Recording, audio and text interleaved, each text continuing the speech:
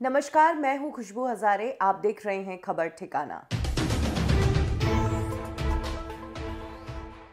आज सुबह से एक फोटो काफी वायरल हो रही है। ये फोटो एक कछुए की है जिसके शेल पर एक सैटेलाइट टैग लगा हुआ है।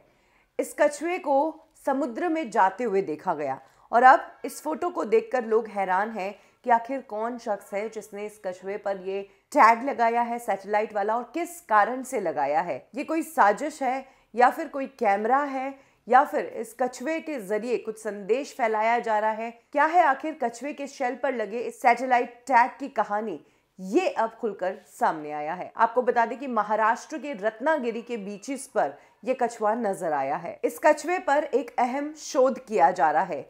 ये ऑलिव रिडले स्पीसी का कछुआ है। हर साल इस प्रजाति के कछुए नवंबर से अप्रैल के बीच तटों पर आते हैं अंडे देने के लिए, और अंडे देने के बाद ये वापस समुद्र में चले जाते हैं।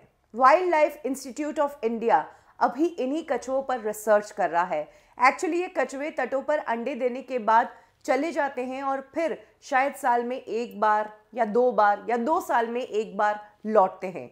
और सबसे बड़ी बात, इतने समय तक ये कछुए उस तट से कितनी दूर जाते हैं ये पता लगाना है। इस रिसर्च में पहले पाया गया है कि ये कछुए पाकिस्तान की ओर, कुछ श्रीलंका की ओर और कुछ यूएई की ओर चले जाते हैं। अब तक की रिसर्च में ये भी पता चला है कि जो मादा कछुआ है अपने अंडों को चेक करने के लिए साल में 3 बार उसी स्पॉट पर आती है जहां पर उसने अंडे दिए हैं। कुछ कछुए 2 साल में एक बार आते हैं।